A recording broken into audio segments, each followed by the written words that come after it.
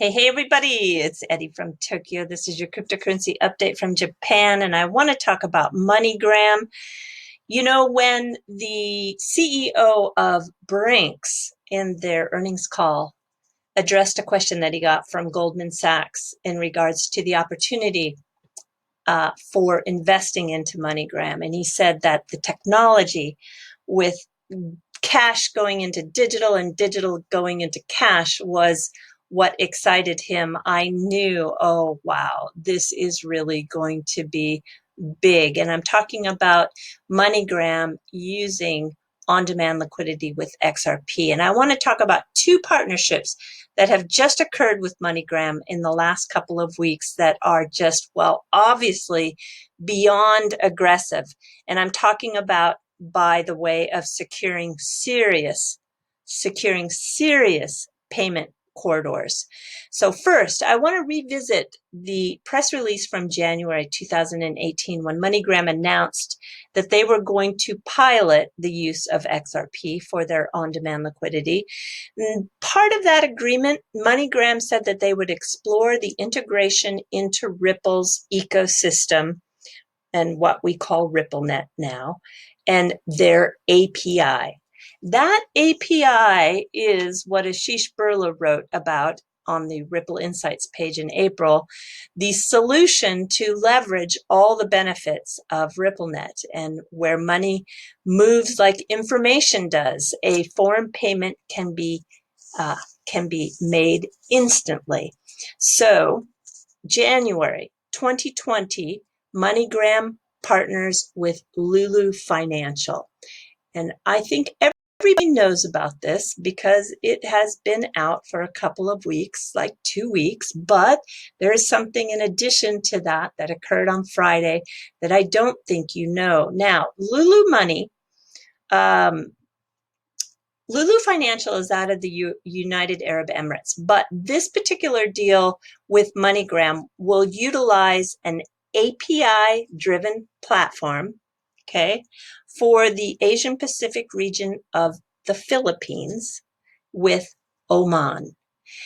Now, this is, of course, a corridor that we know is live with on-demand liquidity. And you also have to realize that if they reach out beyond the Philippines, this area of the world is enormous. It's like 140 billion in terms of the forecasted numbers for remittances. And the managing director of LuLu said this partnership marks a new era for digital money transfers. All right, now here is what I found that I think you're going to find most interesting. So this new era is going to use what's called the LuLu e-wallet, and they will do instant cross-border remittances. The app is designed to support a seamless integration with other fintech providers. And they did so building it this way because they want to be up and running in weeks, not months or years for that matter. So the e-wallet app solution is going to be used in the Philippines, and it is also going to be used with a brand new partner that they invested into, and the news came out on Friday. They invested $3.5 million into a company called Arkin. And the director of LuLu said, we don't want to be seen as just an investor, but as a partner. And what does Arkin do? Safe, reliable, and convenient digital currency management, converting fiat to virtual currency and vice versa. Hard cash, all tracked, traded, and redeemed seamlessly, supporting the wider financial ecosystem with digital assets. I really want to point out a couple of lines from this article. You can see that the digital revolution is rapidly transforming the financial services world, and we want to be actively involved. And LuLu Exchange Holdings plans to take Arkin's expertise to real-time remittances. Wow, wow, wow. So I don't think I have any question at all that they're going to use the digital asset XRP in the corridor between Oman and the Philippines. And they're going to use this new partner to help them with the digital asset. Exciting. Okay, this is also worth a mention. On the 15th of January, MoneyGram reported a return to global transaction growth, and this is for December. In their international transaction growth was up 9%. 60% of its money transfer revenue is actually coming from the international side.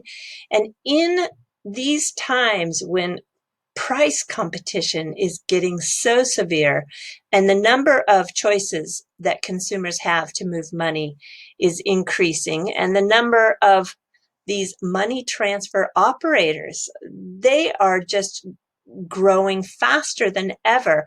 It's exponential in terms of how many operators are starting up, seeming like every day now. And it doesn't show any signs of slowing down. So when you have a transaction growth among all these other entrants in the space, I think it's worth a mention. Okay, I also want to talk about this guy. This is Robin Reina. He is an interesting guy. His favorite TV show is Seinfeld. His favorite food is roadside Thai. His favorite sport is table tennis, which he plays almost every day. He says it's a good way to reduce the stress. I think I even read that he carries paddles with him. And he owns Ebix, which also has Ebix Cash. And by the way, Ebix Cash is going to go public this summer. They are going to IPO. And MoneyGram entered into an exclusive strategic agreement with this guy and his company, Ebix Cash. It's unusual to see exclusivity in this space. It really is. So I think we need to really understand, why did he sign this exclusive agreement? Well, it's going to, for Ebix Cash, it's going to bring approximately $3 billion new money to their business, new remittance money. They currently have a market share, and they are able to achieve about 6.5 billion annually. So you can now add another 3 billion with the partnership that MoneyGram brings. India is a huge corridor. For inbound remittances, it's like 80 billion, and it's really growing. Just the year before, it was 59 billion. So you know why everybody is trying to secure the corridors of this particular country. So when you go to the ebix.com MoneyGram website, you can see a lot of interesting clips from the announcement that was made on their partnership. It's all from news that occurs in India. Even the one, there's like 7 or 8 of them that you can find on here. But the one that I'm really that I found most interesting is the CNBC from TV18. That's in India. So unless you're watching the Indian version of CNBC, you probably did not see this. So Alex Holmes says that in tapping into India with this partnership, he's going to then be able to use the 320,000 financial franchise locations, and people will be able to pick up their money in 5 minutes after sending. Now, if they do achieve the numbers that they are thinking they can do, Ebix expects to have net revenues annually to be somewhere in the neighborhood of 25 to 35 million through this partnership. So Alex Holmes says, if we are going to achieve these numbers, then we need to double or even triple our business. That shows you how big this corridor and business partner is for MoneyGram. And in this CNBC clip from India, you can also find that there are a number of deals in the pipeline. He says right now there are a number of deals, and they are from the broader markets, the GCC, and they'll be looking to announce them in the next couple of weeks. And I quote, he says, it will completely overhaul and greatly increase the number of transactions flowing into this market. All right, this GCC region, I think you might know, but just to be sure, it is the Saudi Arabia, Oman, Kuwait, Bahrain, Qatar, United Arab Emirates countries that make up the GCC. And so we get to look forward to some coming announcements in the next couple of weeks. So the big question I know everybody has is, will they use XRP? Well, the government of India is yet to come up with laws around cryptocurrencies. So Indians right now are free to own and trade among themselves on these P2P networks and platforms. And this is a really good article. It was written on February 8th. It's credible. It is from the founder and CEO of Xrp. That is India's most secure KYC trading platform, and they were acquired by Binance. Yep, CZ knows, and he knows it's just a matter of time.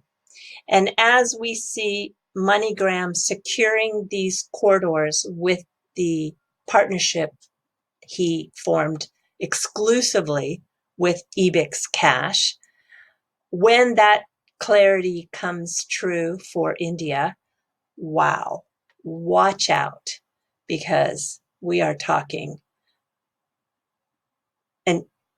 a corridor that is going to be significant. All right, this is, I think you know, Julia Chatterley. She is quickly becoming one of my favorites in this space.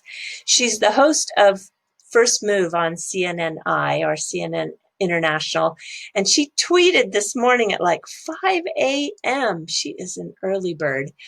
She tweeted that she's going to very soon have an interview with Ripple CEO Brad Garlinghouse, and anything you want to hear discussed, let me know.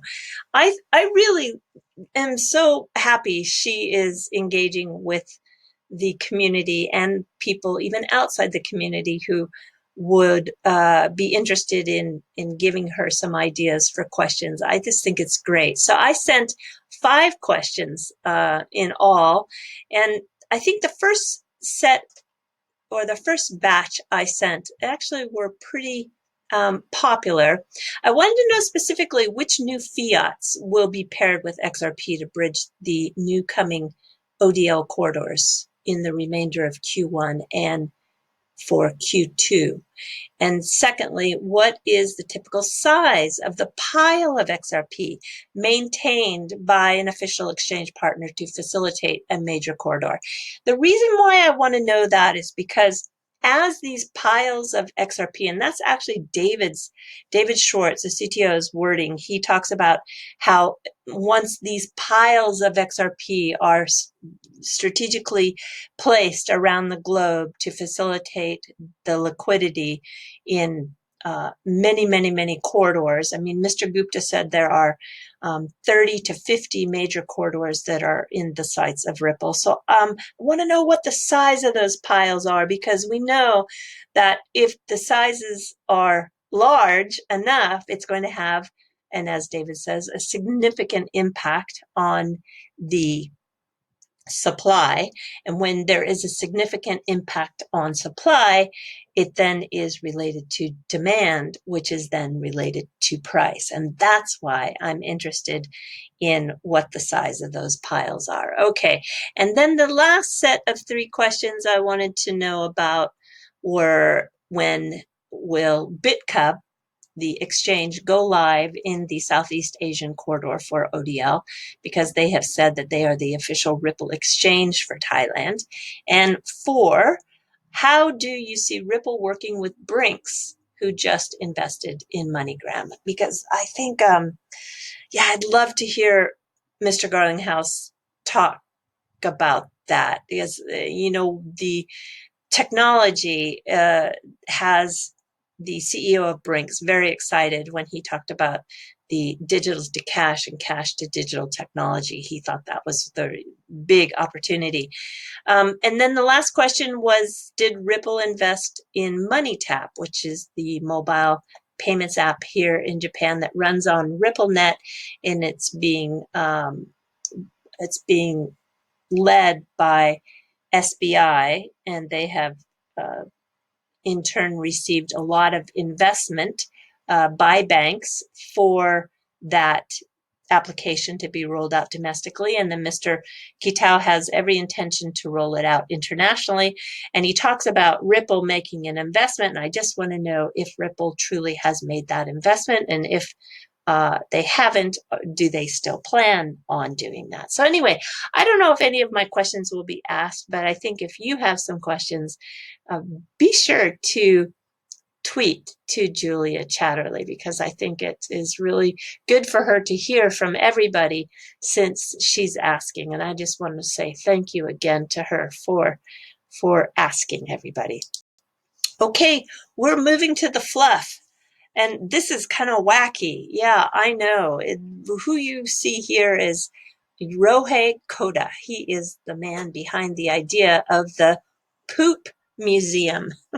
Yes, Japan has 2 poop museums, one in Yokohama and one in Tokyo.